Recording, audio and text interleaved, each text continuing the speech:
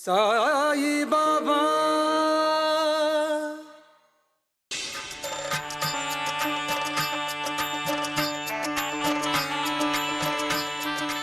पाटलीनबाई, बरं झालं तुम्ही आलात. पर काय हो, तुमच्या सुनेचं का तोंड वाकडं? बघा कांताबाई, बघा हीच खरी पाटलीन शोभते नाही. हस की जरा.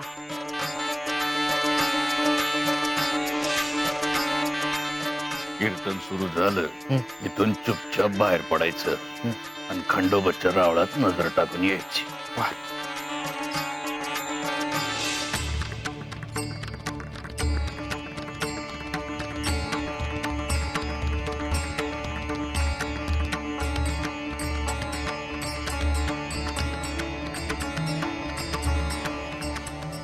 हरी हरी हरी हरी जय जय राम कृष्ण हरी जय जय राम कृष्ण हरी जय जय राम कृष्ण हरी जय जय राम कृष्ण हरी जय जय राम कृष्ण हरी जय राम कृष्ण हरी जय जय राम कृष्ण हरी जय जय राम कृष्ण हरी जय जय राम कृष्ण जय जय राम कृष्ण हरी जय जय राम कृष्ण हरी जय जय राम कृष्ण जय जय राम कृष्ण हरी जय जय राम कृष्ण हरी जय जय राम कृष्ण हरी जय जय राम कृष्ण हरी हरी हरी जय जय राम कृष्ण हरी जय जय राम कृष्ण हरी जय जय राम कृष्ण हरी जय जय राम कृष्ण हरी.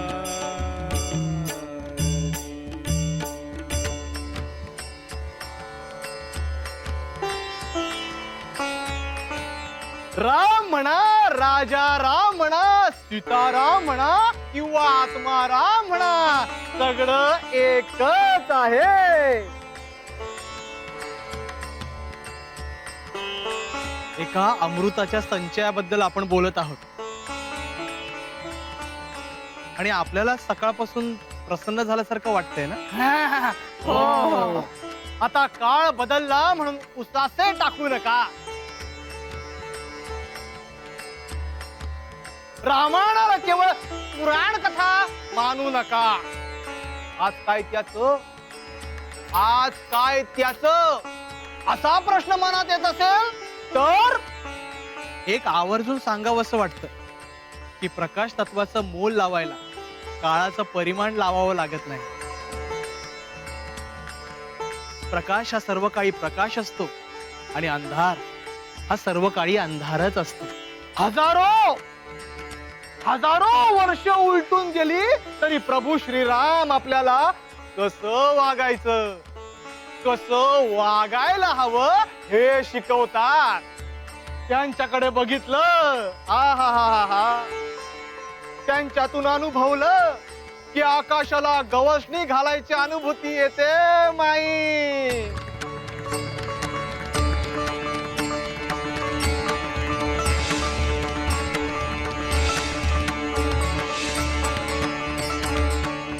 पाटलीनबाई, अहो सून आत्ता रडत होती ना, आता बघा कशी हसतीये.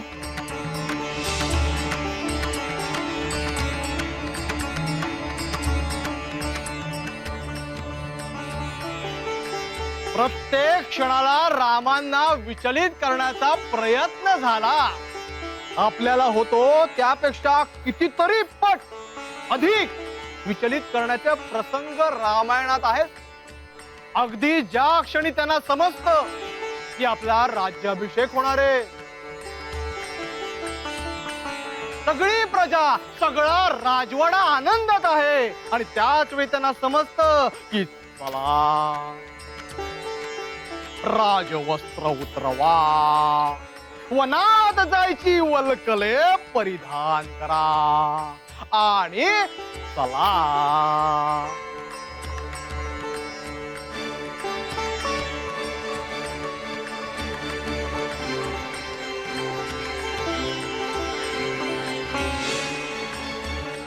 किती कठीण गोष्ट आहे, पण कठीण आपल्यासाठी. राम बघा प्रत्येक कसोटीतून कसे पार पडलेत. ते पार पडलेत कारण राज्याभिषेक होणार म्हणून ते हवेत नाहीयेत, जमिनीपासून 2 पावलं वर चालत नाहीयेत, आनंदातही नाहीयेत ते, आणि वनवासाला जाणार म्हणून दुःखातही नाही. हे महत्वाचं. हाच मार्ग म्हणजे रामाचा मार्ग.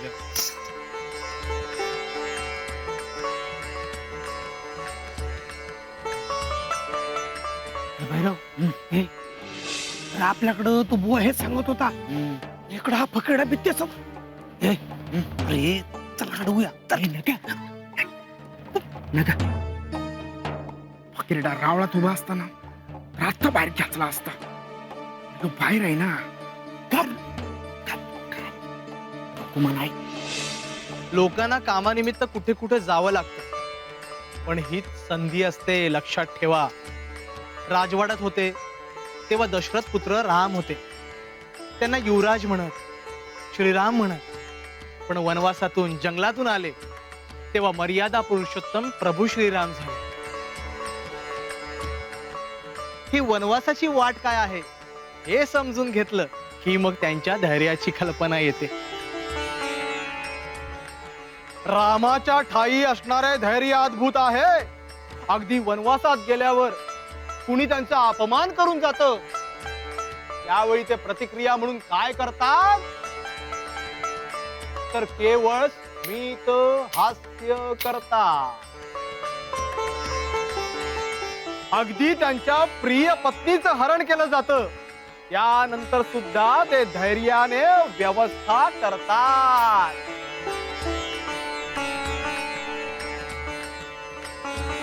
राम जेव्हा अयोध्येतून निघाले त्यावेळचं सर्वोत्तम राजघराणं होतं. इक्ष्वाकू, अज, रघु, दिलीप, पुरुरवा, नहुष, दशरथ आणि भारताचं नाव ज्यावरून झालं ते भारत. सगळेच या राजघराण्यातील एकापेक्षा एक महारथी. राम जेव्हा वनात वलकले घालून निघाले त्यावेळी वाटेत इतर राजांना सुद्धा कळलं असणारच ना की दशरथाचा पुत्र निघालाय, दशरथाचा पुत्र निघालाय. त्यांना सुद्धा भेटायचं असणार.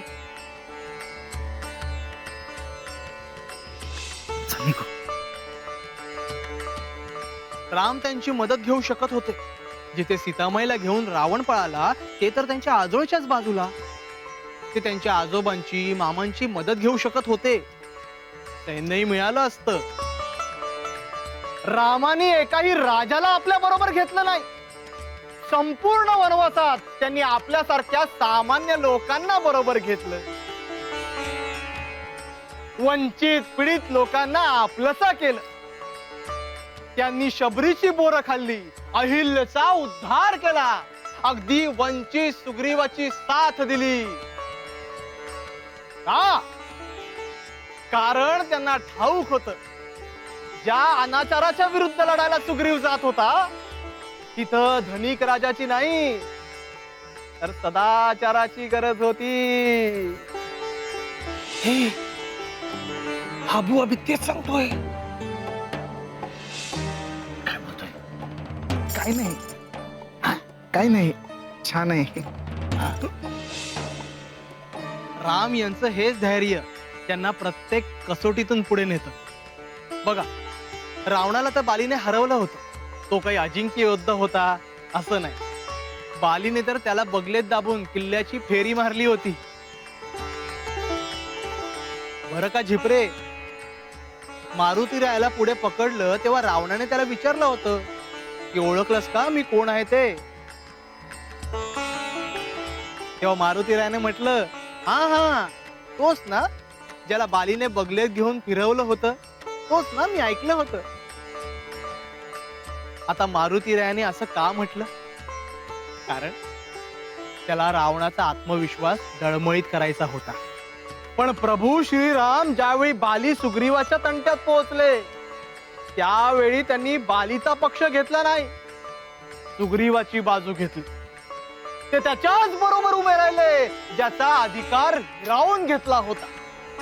ज्याचं राज्य हिरावून घेतलं होतं, ज्याची पत्नी तारा हिचं अपहरण केलं गेलं होतं. बालीचा वध रामानं केला.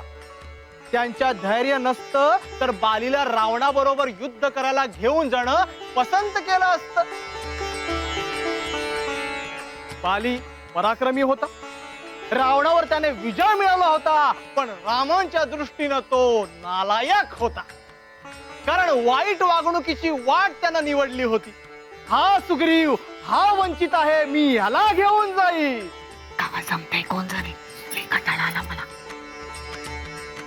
बघा की अव बाय जाबे आसवा गाळत नाही, तेव्हा तुमचा होरा चुकला म्हणायचं. आपण फक्त उत्सव म्हणून साजरा करायचा नाहीये. आपण काही शिकणार असू, त्या वाटेवरून चालणार असू, तरच हा रामजन्म साजरा करण्याचा हेतू सफल झाला. चला, वेळ झाली. चैत्र नवमीला पहाटेपासून निसर्गाला वेध लागले होते. पूर्वेला पहाटे सोनेरी वर्ख लाभला होता आणि हळूहळू मध्यान्नीच्या वेळेस तो क्षण आला.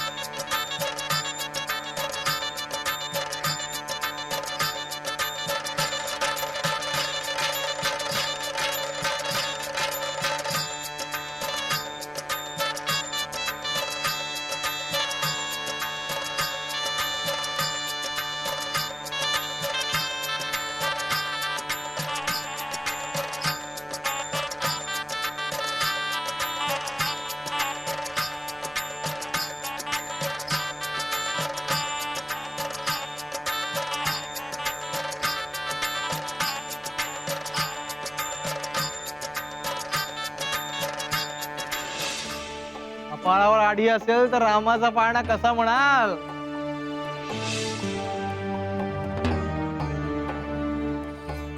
या माई.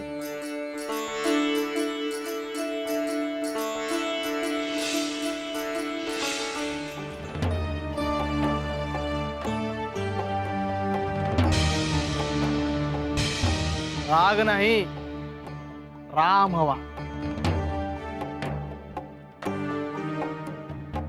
या माई,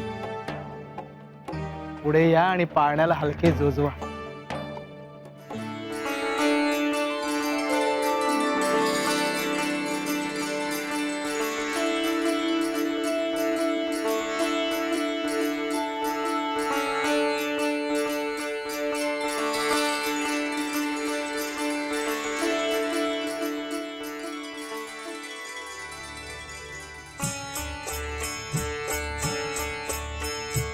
घनतनी चंद्र शुक्र जागला, पूर्वेला सोनेरी वर्ख लाभला.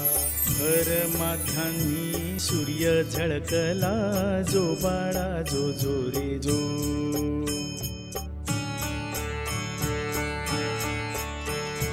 कौसल्येचा दशरथाचा, अवधेच्या हा कणाकणांचा.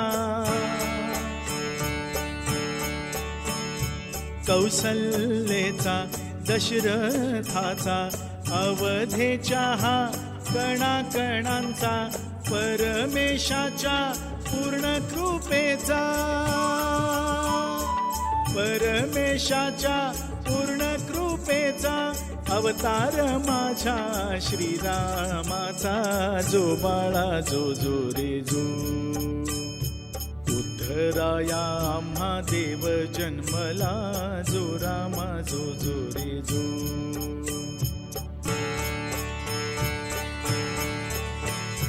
संकट काळी नाम स्मरता, सत्व गुणांचा पुरुषोत्तम हा. संकट काळी नाम स्मरता, सत्व गुणांचा पुरुषोत्तम हा. सामोरा साक्षात उभा ठाकला, सामोरा साक्षात उभा ठाकला. श्रद्धेच्या अंगणी भक्तीचा मळा, जो बाळा जो जो रे जो. सबुरी श्रद्धेला देव पावला, जो रामा जो जो रे जो. रक्षा या सर्वांसी राम जन्मला, जो रामा जो जो रे जो. अरे भांड का उतरली होती तुमची? बुवा इथं जे सांगत होता तेच तिथं. इथं सांगत होता तेच तेच सरस होत. अहो तिथं काय बी मजा नव्हती. तो फकेरडा काय बोलणार आहे? कोण हो फकीरडा? आई का? मला बघायचंय. अक्कलकोटला होतो तेव्हा समजलं शिर्डीत हिरा आला, हिरा. हिरा म्हणून तर येत होतो. हिरा काही बी बोलू नका. हा. कीर्तन झालं ना, आता बसा जेवायला. ए बघा यांच्याकडे जरा, आणि तिकडं गणाधानाला धाडून दे. आता जा की. हो चला माझ्यासोबत जेवायला बसा. या, ए, या. हिऱ्या मी पण चला. बसतो. हिरा मग, हिरा.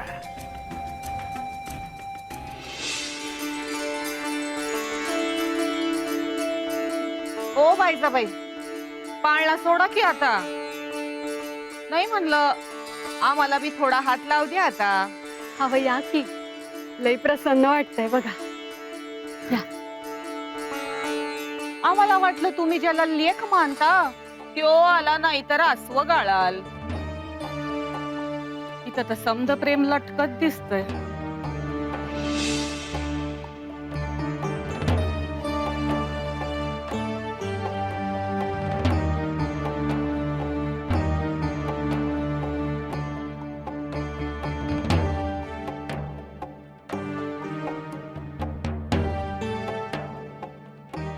काय ग, एवढी काय खिदळत होतीस? हं? का मग तुला यो म्हातारा कीर्तनकार बी तुझा लेख वाटायला लागला? नाही हो सासूबाई, तसं काही नाही.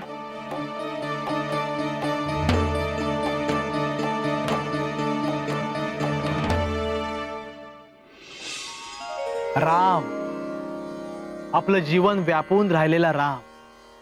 बघा, राम म्हणजे महत्व, राम म्हणजे गाभा, राम म्हणजे आत्मा.